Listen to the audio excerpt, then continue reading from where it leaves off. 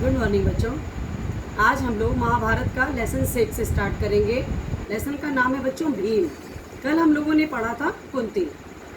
भीम बच्चों कुंती के ही पुत्र थे और मैंने आपको बताया था ना, इसमें सबसे शक्तिशाली कौरवों और पांडवों में कौन थे? सबसे शक्तिशाली थे भीम। आज हम लोग उनके बारे में पढ़ेंगे। बच्चों ये लेसन है 6। पांचों पांडव तथा धृतराष्ट्र के बच्चों 100 पुत्र जो कि कौरव कहलाते थे, हस्तिनापुर में साथ साथ रहने लगे। इसी तरह से बच्चों शरीर बल में मैंने अभी आपको बताया कि पांडु का पुत्र भीम सबसे बढ़कर था। खेलों में वह बच्चों दुर्योधन और उसके भाइयों को खूब तंग किया करता था। यद्यपि भीम के मन में कोई बैर नहीं था, लेकिन बचपन के जोश के कारण ऐसा करता था। इस तरह से बच्चों दुर्योधन तथा उसके भाइयों के मन में भीम के प्रति देश भाव मतलब बुराई, दुश्मनी जिसको कहते हैं, बैर भाव बढ़ने लगा। इसी तरह से बच्चों उचित समय आने पर जो कृपाचार्य थे उन्होंने बच्चों अस्त्र विद्या के साथ साथ अन्य भी विद्याएं उन लोगों को सिखाई। इसमें भी बच्चों पांडव जो थे वो कौरवों से आगे ही रहते थे। इससे क्या हुआ बच्चों, कौरव जो थे वो खींचने लग गए थे और दुर्योधन जो था बच्चों वो पांडवों को हर प्रकार से नीचा दिखाने का प्रयत्न करता था। एक बार बच्चों इन्होंने क्या सोचा कि भीम को गंगा में डुबोकर मार डाला जाए और उसके मरने के बाद जब युधिष्ठिर, अर्जुन आदि को कैद करके बंदी बना लिया जाएगा। दुर्योधन ने सोचा कि ऐसा करने से पूरे राज्य पर क्या हो जाएगा, उनका अधिकार हो जाएगा। तो बच्चों उन्होंने क्या किया, एक दिन दुर्योधन ने जल क्रीड़ा का प्रबंध किया, पांचों पांडव को न्योता दिया, खेलने और तैरने के बाद भोजन किया। फिर सब बच्चों अपने अपने डेरों में चले गए। तो दुर्योधन ने बच्चों छल से भीम के भोजन में विष मिला दिया। सब लोग खूब खेले तैरे थे, इसलिए सब लोग थक हार के सो गए और भीम को विष के कारण गहरा नशा हो गया था बच्चों। वह डेरे पर भी ना पहुंच पाया और गंगा के किनारे रेत में ही गिर गया।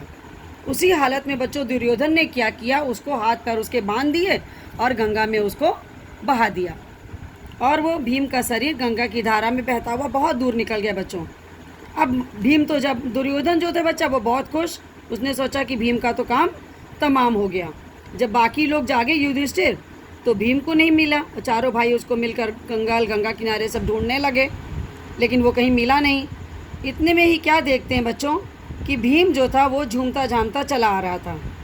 उसी समय बच्चों पांडवों और कुंती की आनंद का बच्चों ठिकाना नहीं था, क्योंकि भीम सकुशल वापस लौट आया था। उसी समय क्या हुआ बच्चों कि विदुर को बुला भेजा और अकेले में उनसे बोली कि दुष्ट दुर्योधन जरूर कोई ना कोई चाल चल रहा है और वो राज्य के लोभ में भीम को मार डालना चाहता है। मुझे बहुत चिंता हो रही है। तो विदुर ने बच्चों कुंती को समझाते हुए कहा, आपका कहना सही है, परंतु कुशलता इसी में है कि ये बात अपने तक ही आप रखें। इस प्रकार बच्चों इस घटना से भीम बहुत उत्तेजित हो गया। तो युधिष्ठिर ने उसको समझाया बच्चों कि अभी समय नहीं आया है, तुम्हें अपने आप को संभालना होगा। तो हम पांचों भाई यही करते हैं कि किसी प्रकार से एक दूसरे की रक्षा करते हुए बचे रहें। भीम के वापस आ जाने पर दुर्योधन को बड़ा आश्चर्य हुआ और उसका हृदय और अधिक जलने लगा। ये तो था बच्चों भीम के बारे में जो हम लोगों ने पढ़ा। अब हम लोग इसके क्वेश्चन आंसर देखेंगे बच्चों।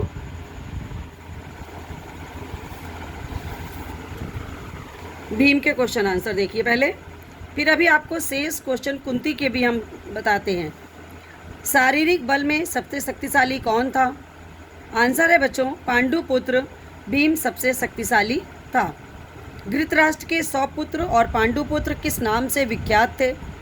तो बच्चों धृतराष्ट्र के 100 पुत्र कौरव और पांडु पुत्र पांडव नाम से विख्यात थे। पांडव और कौरवों ने अस्त्र शस्त्र विद्याएं किससे सीखी थी? अभी मैंने आपको बताया था कि गुरु कृपाचार्य से। अस्त्र शस्त्र विद्याओं में पांडव कौरवों में कौन सबसे आगे थे? कौन आगे थे बच्चों? पांडव। तो दुर्योधन ने पांडवों को बंदी बनाने के लिए कौन सी योजना बनाई? मैंने अभी बताया ना स्टोरी पढ़ते समय कि जल क्रीड़ा का प्रबंध किया। भीम के खाने में विष का मतलब होता है बच्चों जहर, किसने मिलाया था? तो दुर्योधन ने मिलाया था। खाने में विष देने के पश्चात दुर्योधन ने भीम के साथ क्या किया था? उसके हाथ पैर बांधकर गंगा में फेंक दिया था। ये तो थे बच्चे दुर्योधन भीम के क्वेश्चन आंसर, ठीक है। अब हमारे पास कुछ शेष क्वेश्चन बचे थे बच्चों कुंती के, वो आपको हम अब बताने जा रहे हैं। सूरसेन ने कुंती भोज को क्या वचन दिया था? सूरसेन ने कुंती भोज को वचन दिया था कि उनकी जो पहली संतान होगी उसे कुंती भोज को गोद दे देंगे। पृथा का नाम कुंती कैसे पड़ा? कुंती भोज के यहाँ आने पर पृथा का नाम कुंती पड़ा क्योंकि महाराज का नाम कुंती भोज था। कुंती से दुर्वासा ऋषि कैसे प्रसन्न हुए थे बच्चों? तो कुंती ने 1 वर्ष तक सावधानी और सहनशीलता के साथ दुर्वासा ऋषि की सेवा की थी, जिससे दुर्वासा ऋषि कुंती से प्रसन्न हुए थे। ठीक है, ये तो था क्वेश्चन का आंसर। नेक्स्ट क्वेश्चन है बच्चों, दुर्वासा ऋषि ने प्रसन्न होकर कुंती को क्या वरदान दिया? तो आंसर है बच्चों, दुर्वासा ऋषि ने प्रसन्न होकर कुंती को वरदान दिया कि कुंती जिस भी देवता का स्मरण करेगी, अर्थात मैंने आपको बताया था ना कि जिस भी देवता का वो आवाहन करेगी, उसको बुलाएगी, वह अपने ही समान तेजस्वी पुत्र कुंती को दे देंगे। ठीक है बच्चों। नेक्स्ट क्वेश्चन है, कुंती ने किस देवता का स्मरण किया? तो बच्चों कुंती ने सबसे पहले सूर्य देवता का स्मरण किया, अर्थात सूर्य देवता को आह्वान करके बुलाया था। अब देखिए नेक्स्ट क्वेश्चन है, सूर्य से प्राप्त पुत्र किस नाम से विख्यात हुआ? सूर्य से प्राप्त पुत्र बच्चों कर्ण के नाम से विख्यात हुआ। हम लोग अगला लेसन बच्चों कर्ण के बारे में पढ़ेंगे। लोक निंदा से बचने के लिए कुंती ने बच्चे के साथ क्या किया था? कुंती ने बच्चे को संदूक में बंद करके गंगा में बहा दिया था, क्योंकि मैंने आपको बताया था ना उस समय कुंती अविवाहित थी, इसलिए लोक लाज के डर से उन्होंने ऐसा किया था। पांडु ने अपना राजपाट क्यों त्याग दिया था बच्चों?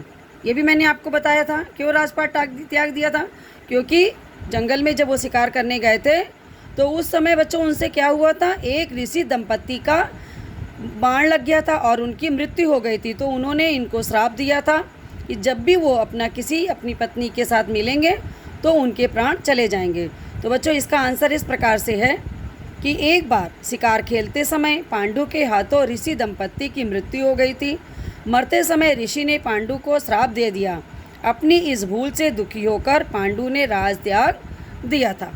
बच्चों ये हो गया हमारा लेसन कंप्लीट।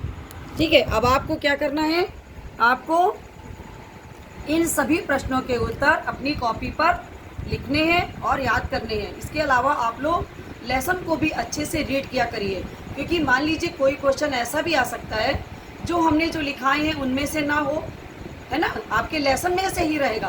लेकिन ज़रूरी नहीं है बेटा कि जितने प्रश्न हम लिखाते हैं उनमें से ही हम आपको वो प्रश्न दें। तो इसलिए आप लिखेंगे और पढ़ेंगे। ठीक है, इस तरह से बच्चों आपका ये लेसन आज कंप्लीट होता है। धन्यवाद बच्चों।